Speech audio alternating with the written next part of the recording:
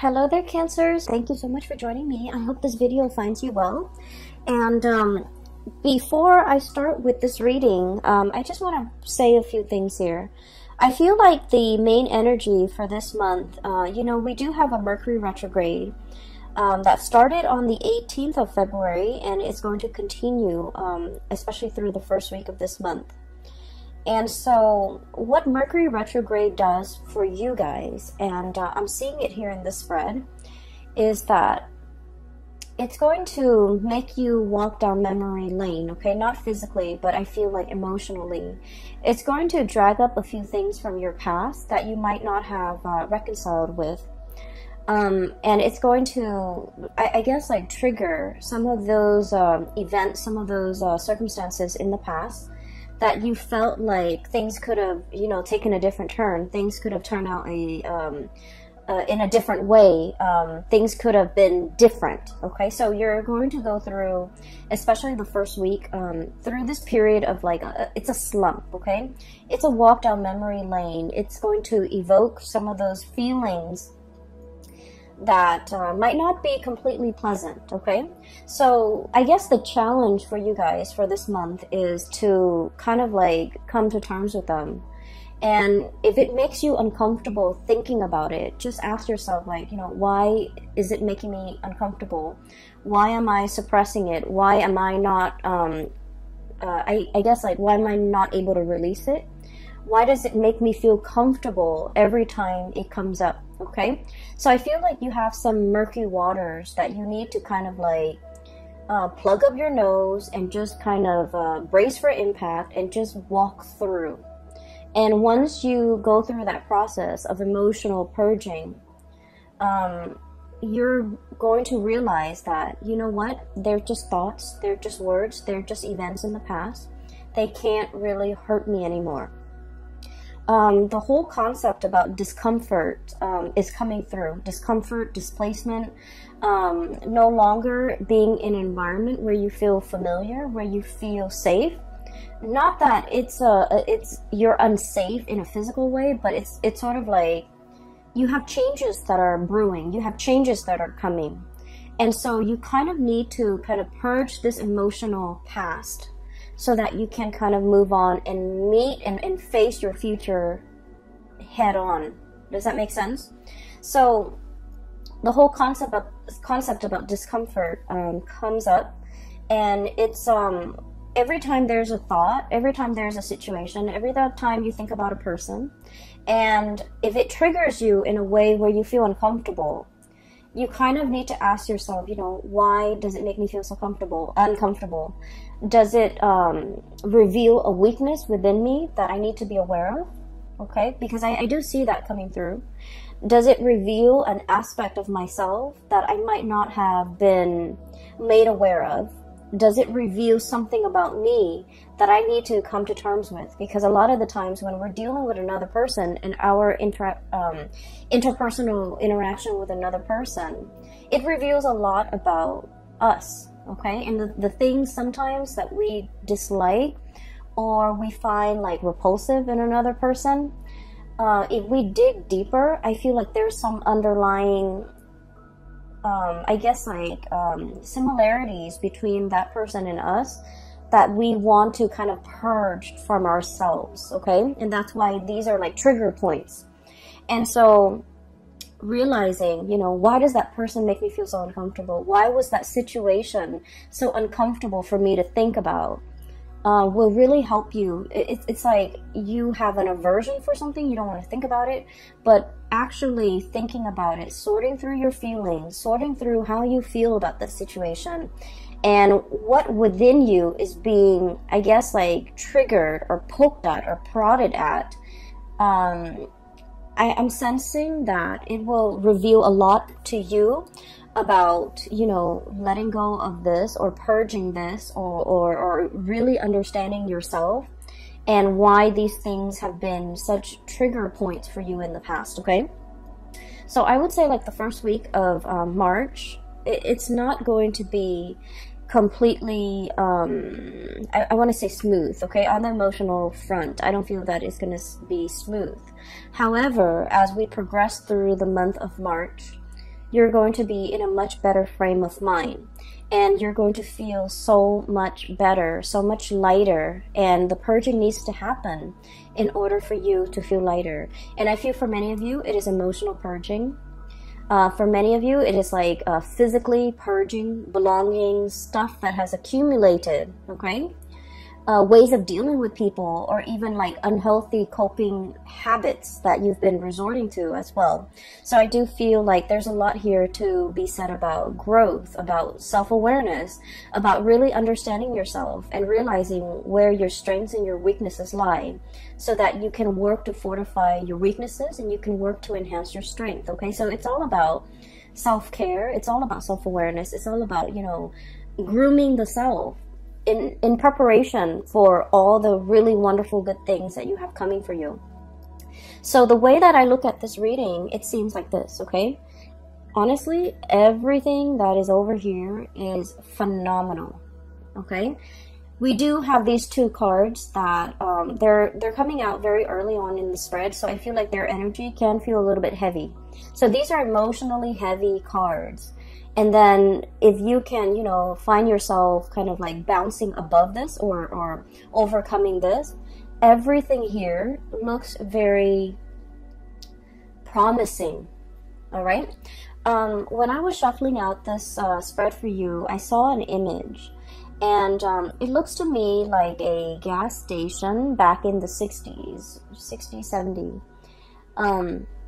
So I see this young man, he's driving like an Oldsmobile. Like it's a really, really old car, but he painted it red, and you know, he takes really good care of it.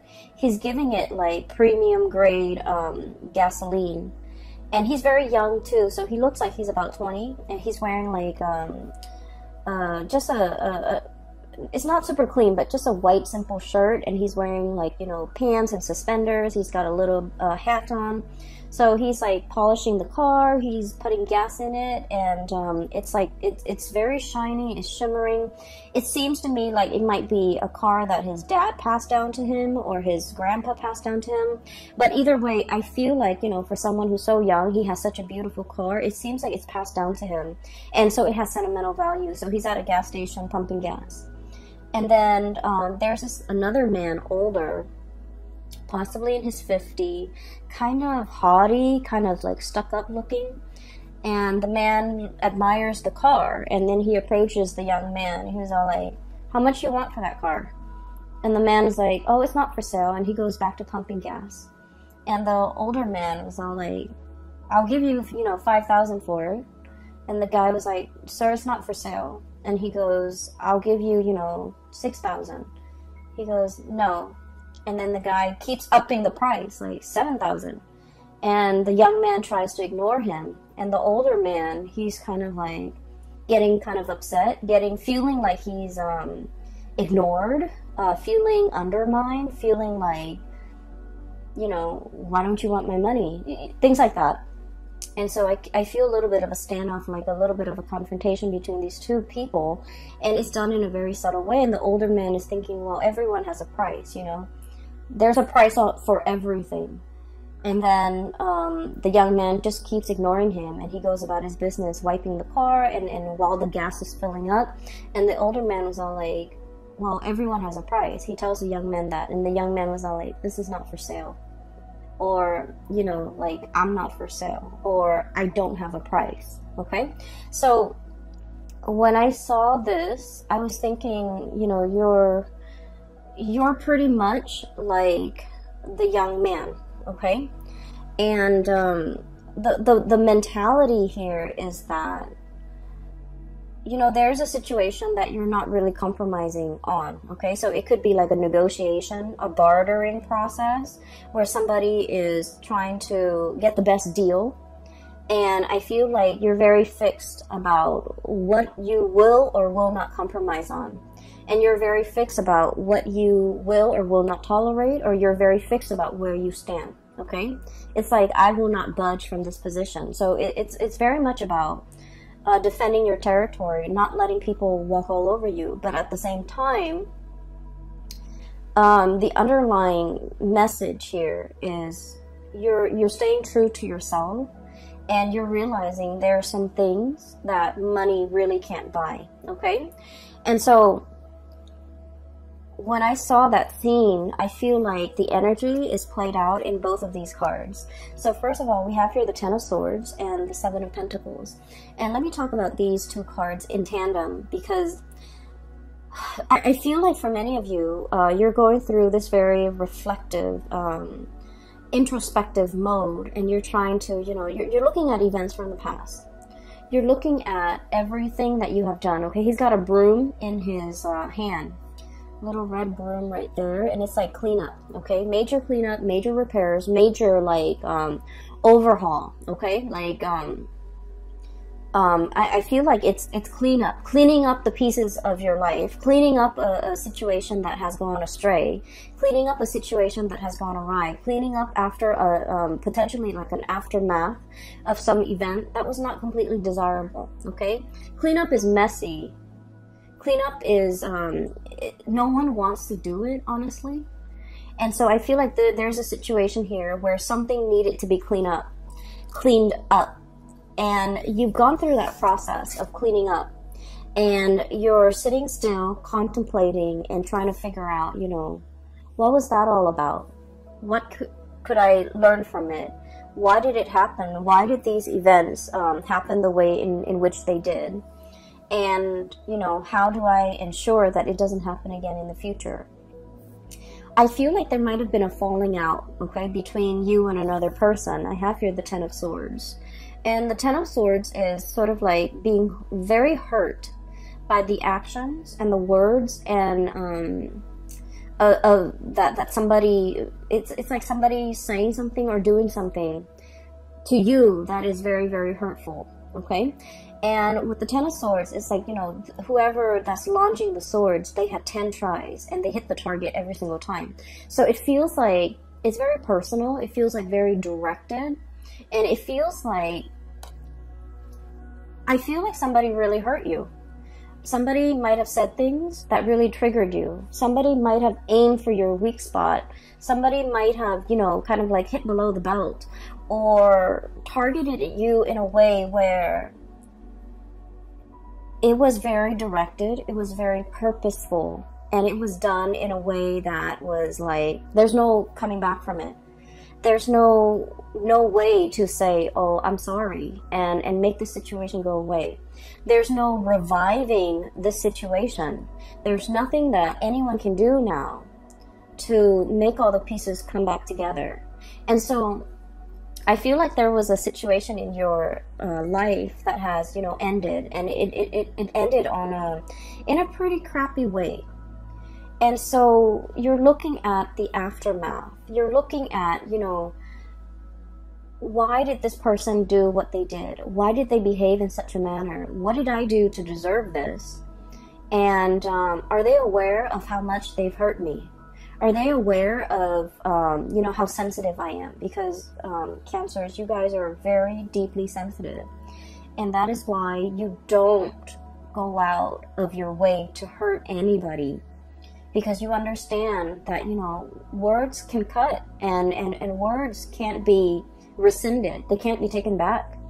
And so I feel like you're contemplating and trying to understand the situation. Why did they say such hurtful things? Why did they do what they did? You know, you're struggling to try to understand, like, why did they take it so personally? Or why am I even taking this so personally?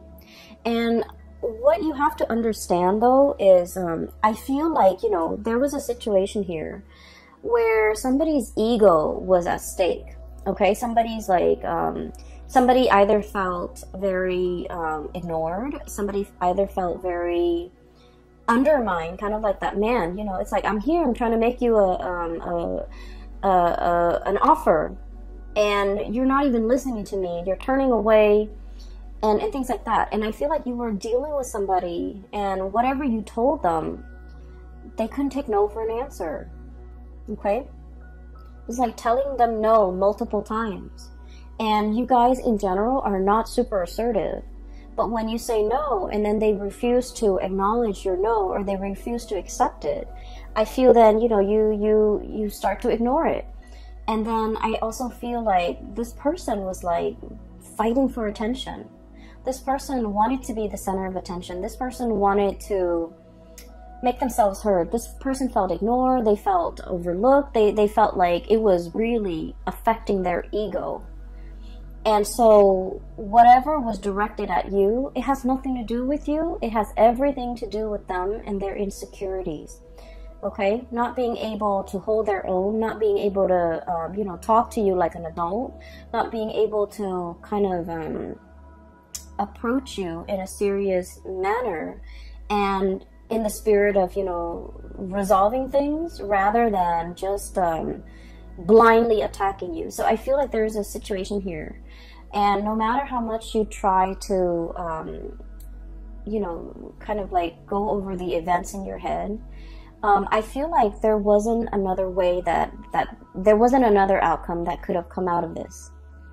You did what you had to do, and I feel like whatever, you know, toxic venom that was thrown at from the other party, I feel like they did that out of a space of weakness, and they would have done this to anybody and not just you. But they felt like they were being ignored by you. They felt like you weren't giving them the time of day, and it really upset them, and that's when they kind of spew venom. And so looking at the situation, the best thing to do is not to try to understand another person's motives, okay? A lot of the times we want to give somebody the benefit of the doubt. We want to, you know, believe that, well, people are all kind and sweet and helpful. But I feel like in this situation, it's stirring some really, really deep-rooted insecurities within the other person. And so their emotional reaction was not rational. And so trying to, you know, understand it, trying to make sense of it, I feel like it might not be the right way to go about it, okay? Like, why did they say these hurtful things to me? Why did they behave in that way? And their actions was not coming from a space of rationality, so don't try to wrap your head around it, okay? It doesn't make sense. Does that sound like I'm making sense? So, aside from this little tidbit, I feel like it's a conflict. It's done and over with. There's nothing to be repaired, okay? Nothing can be done. Nothing can be repaired. Nothing can be fixed. Nothing can be salvaged. So it's a done deal. And because it's a done deal, we kind of need to move on, okay? So 10 of Swords. This is an ending here. A major relationship, a major situation has, a major phase in your life even, has kind of like ended.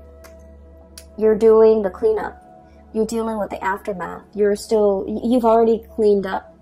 You've already kind of like moved away from it. But I feel like, you know, every now and again in the first week of March, memories will get triggered. Events will trigger and bring you back to that emotional space. And don't try to make sense of it, okay? Do your cleanup. Resolve this situation within yourself and move past it. Because what is right behind you and you're kind of turning your back to is we have the Ace of Wands, and then we also have as well the King of Swords, okay? So this indicates to me a lot of new energies that are in store for you that you need to be facing head on, okay?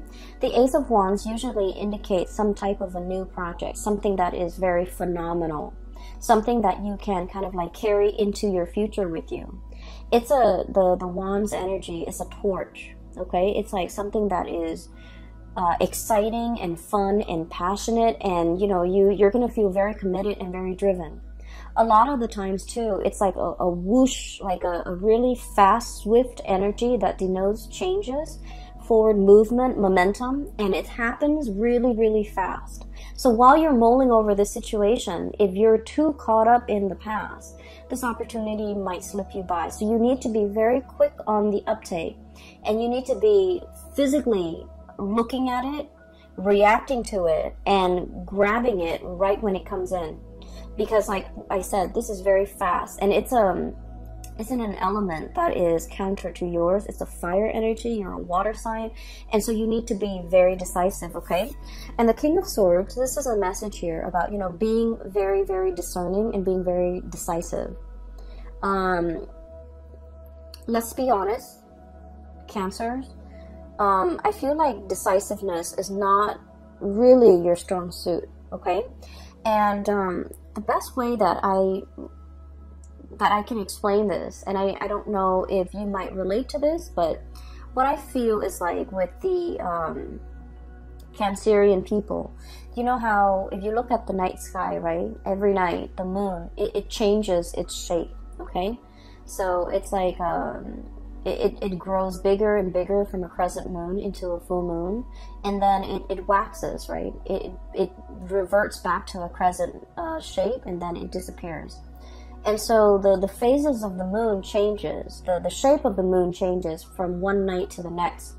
And I feel like with Cancerian people, you know, you're ruled by the moon. That's your ruling planet. And it can be a little bit frustrating to really figure out what you want, to really be 100% sure about what you want. Believe it or not, other signs don't have the same problem. They're very decisive. They know with every fiber in their being what they want to do, what they want to say yes to, what they want to accept. But I feel like for you guys, figuring out that 100% certainty has been like an uphill battle. And I feel like even when you really want something, you're never 100% sure. And I feel like from one day to the next, you know, your feelings, your emotions, your sense of decisiveness, it fluctuates. And so there might have been like a lot of opportunities where you're kind of like mulling things over, and then before you know it, the opportunity slips you by.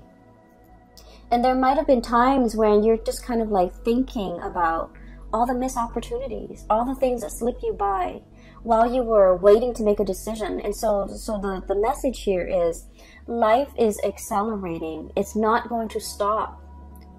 And life is not going to put itself on hold on account of any human being, on account of a mortal. Life happens. We need to roll with the punches. And so taking the time to mull things over is definitely, you know, something that everyone should do.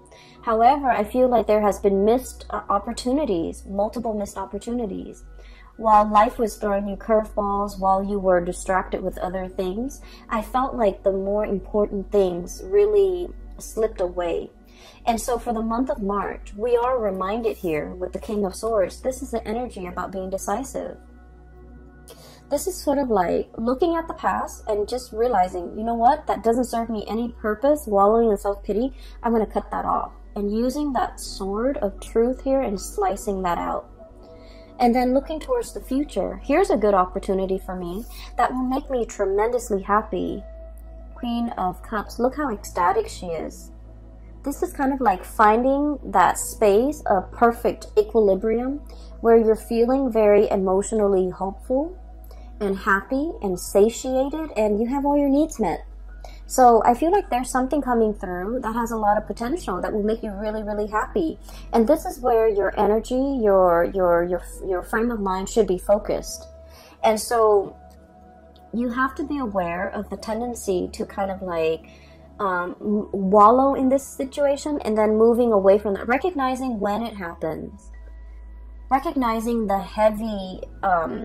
heaviness associated with it, so that whenever that heaviness creeps in and you start to feel it in your being, right, you want to shake it off and move yourself here, okay? So this is all about knowing ourselves really well, knowing what, how we feel, knowing what's not good for us, knowing what we need to move away from, and knowing what we need to kind of like embrace and focus on, and you know, focus our energy and our resources on, because there's a lot of room for growth, okay? So the Empress is all about that. Being really in charge and secure within yourself. The Empress is about abundance. It's about creation. And it's also about like, it's somebody who's very nurturing, very caring. And whenever I think of a Cancerian person, I think of the Empress, because the Cancerian person, They will invite, you know, guests to their home. They will feed their guests. They will make sure everyone is comfortable, everyone's happy, everyone is thoroughly fed. And it's like being very gracious, being a really good hostess, but really caring about another person's well-being, really caring that the person has enough to eat, really caring that the person is, you know, not suffering from the cold and the heat or the chills of the elements. So I feel like there's a lot of opportunities here where you are in charge. You're going to be either taking care of people or, you know, making sure that people are well taken care of. And so I feel like there's some project here that are in the works for you that will make you really happy. It's kind of like right up your alley, and it speaks to it will require you to tap into all the skills that you're very proud of within yourself. You know, being a good caretaker, being of service to other people, being in an environment where you can, you know, make a situation better for a group of people, for humanity in some way. So I feel like it's not ego driven. It's a position or a situation where you can put all your skills to good use, and this is where your energy needs to be focused. Okay. You have two aces here. Oops, sorry. You have the Ace of Wands, which is new projects. Okay, something that's coming in very, very fast, very, very fast, and it's catching you unawares, I'm feeling. And then we have as well the Ace of Swords and two aces. And the Ace of Swords is about being decisive. It's about figuring out what you want. It's about being clear with yourself about what you want. It's about being decisive and not waffling back and forth and then telling yourself, you know, I just feel like one day you're just like very gung-ho about it. You're very like much on board. And then the next day, the self-doubt creeps in. What if this? What if that? And so I just feel like you can be 100% decisive one day, and then the next day you're kind of waffling back and forth. And so this is pretty much, you know, telling yourself, choose something and commit to that course of action until that course of action has run dry. I feel for many of you, this could also be like a relationship situation where from one day to the next, the relationship is like an emotional roller coaster. Okay. And when when it's like at a high point, it's really good. And you're just like, I want to marry this person. And then when the emotional, there's like an emotional dip, or when, you know, there's like, it's at a low point, you're just like, I want to break off this relationship. And so things are very extreme, okay? Things are very like, much like from one day to the next, it's very extreme. And I feel like, you know, your emotions, your feelings are changed based on things that are, you feel though it's outside of your control. But what I'm sensing here is there are certain things that we need to be decisive about, okay? And there are things that we need to anticipate. Life is not going to be a bed of roses. I almost feel like, you know, this energy about romanticizing things too much, wanting everything to be rainbow and lollipop. I feel like you're smart enough to understand that there are always going to be high and lows, okay? But in the end, like at the end of the day, everything balances it out. But I feel like for many of you, when the high is really high, you're kind of like caught up in that emotional high and you're trying to recreate it. And so when the situation hits an emotional low, you feel like you can't handle. You feel like you don't want to be in it. You feel like you can't handle it. And so what I'm sensing is when it's an emotional high, take it for what it is. And, you know, understand that there will always be good days. There will always be bad days. And don't let those bad days dictate how you feel. Don't let those bad days get you into a negative space. So emotional moderation is one thing. But also being realistic enough to know that there are always going to be ups and downs. In life, at work, in relationships, in all your interpersonal dealings. And so as a result of that, realizing that and recognizing it, I feel it's going to make things a lot more realistic. okay? A lot more manageable, so that your emotional state is not rattled every single time, okay? So it's like, don't measure a situation based on all the emotional highs and lows, because the way you measure something, it's gonna fall somewhere in between, okay? Because at the end of the day, those emotional highs and lows will calibrate, and they'll even out. And so don't measure how you feel about a situation, about a job, about a person. Don't measure the past, especially based on those emotional highs and lows. Take them all in their totality, okay? I do feel like there's going to be a lot of communication coming through, okay? So we have here the Messenger, Page of Swords, okay? This is like somebody with envelopes, like physical mail that you are getting at your door, okay? Packages, mail, communication, emails, text messages, phone calls, and things like that. Keep your phone charged. Make sure that you're not missing anything. I also feel like there is an element here about reading something too fast and then shooting off an email, and then finding out that, you know, that you might have read something incorrectly. So really taking the time to scan those emails, to sit still and be, you know, and diligently read everything that's included in that message, rather than what you want it to say, or rather than what you think it's saying to you. Read what it's really saying, because I feel like it's almost like I'm seeing a message where somebody is saying like either or, like, do you want to do this? If not, you want to do this instead. And then all of a sudden your mind clamps on to the first thing that you see, and you're just like, oh, I want to do that. And then, so I feel like, you know, there's a fixity, like a fixedness when it comes to reading what you think you want it to say, rather than what it's really saying to you, okay? A lot of the times during the Mercury retrograde period, the shadow, we're going to leave the shadow period completely by, I believe it's the 11th or the 15th, I can't remember. I didn't keep track of it this month. But what it does is that when the Mercury retrograde cycle is happening, Mercury, the planet that facilitates communication, mental processes, processing information, and so forth, is not in the sky. It's working its way backwards. And when it's not there, we have to be extra diligent about doing our part to make sure communications don't happen. So that means we need to scan emails. We need to read it twice. We need to make sure something is sent. We also need to make sure that we don't miss messages or important communication that's coming through. We also need to make sure that when we say something, we explain ourselves so that other people don't misconstrue what we say. And so I feel like it's an important time to, you know, take that extra protective measure to make sure that you're reading what is really on the page, not what your mind wants to see, okay? And so there's a lot of important communication, very, very, very important communication coming through.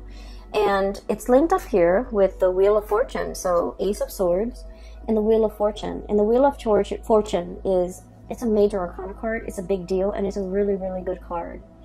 It's basically telling you your luck is turning for the better. And it's basically telling you one major cycle of your life is coming to an end. And the wheel is turning so that something new is coming in, okay? This is a major life-changing type of a month for you. And you have a lot of executive decisions that you need to make. You need to be very decisive. And you need to verbally, I'm hearing this crowing of the rooster. You need to very, very physically, like, verbally tell somebody how you feel. This could be like, you know, no, leave me alone, or no, I'm not for sale, or no, this is not what I want, or no, this is something that I want. So whatever it is that you need to say, I feel like you need to verbally say it. You need to, you know, state your intentions. You need to be able to not only think about what you want and feel what you want, but you need to be verbally able to state exactly what you want and to be very decisive, okay? For those of you who are going through like any type of a situation where you're kind of like put on center stage and you have to defend your stance, or you have to make a speech, or you have to do a presentation, or you have to, you know, persuade somebody, or even get somebody to come around to your point of view, you have kind of like that golden chalice. You have the gift of the gab, and you have the power of persuasion, okay? And so there are a lot of messages that are coming through, and a lot of like communication that will be front and center for this month. Make sure that we are stating our intentions very, very clearly. The last card that I do want to talk about here is, we have here the Seven of Wands. And the Seven of Wands is, okay, so let me just talk about this. You and Libras and Pisces. This is an energy of assertiveness, okay? Cancers, I feel that you, Libras and Pisces, are like wildly inoffensive. Very, very inoffensive. So that means that you don't want to rock the boat. You don't want to upset anybody. You guys are really, really nice. And I feel like, you know, you would never go out of your way to make yourself kind of like center stage, okay? For those of you who have like a lot of Leo placement, or even like fire sign placement, Sagittarius, or even Aries, you might want to rock the boat. But I feel like the majority of you, this is somebody who's like very inoffensive. They don't want to rock the boat. They don't want to hurt anybody. They don't want to be a contrarian. They don't want to go against the herd. Not that you're not opinionated, but I feel like you're opinionated, and but in a crowd, I feel like, you know, you want to kind of like go with the herd. And the Seven of Wands, this is about, you know, battling all the opposition, okay? This is like being stuck on a hill, and all the wands are coming at you, where you have to defend yourself, where you have to defend your stance, where you have to like explain to other people why you believe in the things that you believe in, and why you feel a specific way. And so this is a card mainly about, it's about self-awareness. It's about self-assertion. It's about assertiveness.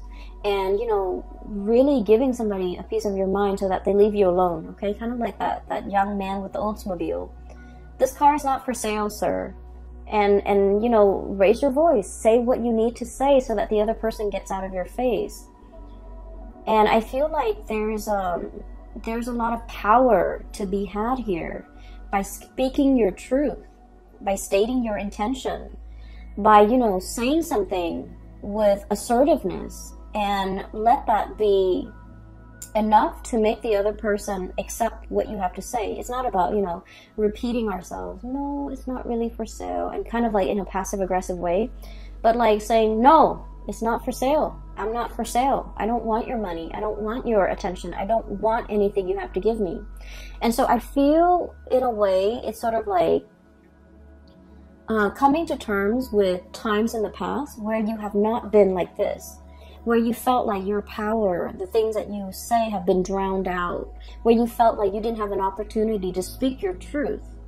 And coming into the month of March is about rectifying these missed opportunities. It's about looking at the past and figuring out, where have I been kind of like wishy-washy, or where have I not been assertive, or where have I let my truth kind of drown out or get drowned out by the voice of the herd, okay? Or where have I been really passive-aggressive with people, and, you know, they kept pushing me, they kept encroaching upon my boundaries and my space, and they didn't leave me alone. What could I have done differently? And I feel like a lot of it is just this massive crowing, like, stating your truth and being very firm. So, you know, sometimes it's not the things that we say, but the tone, okay?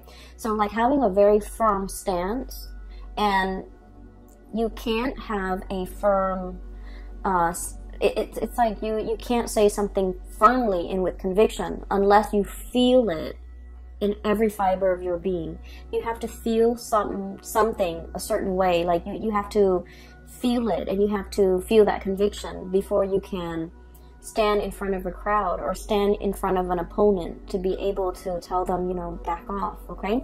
So this is about reclaiming your space, and this is about reclaiming you know, your sense of self, knowing yourself well, knowing what works for you, and defending that, okay?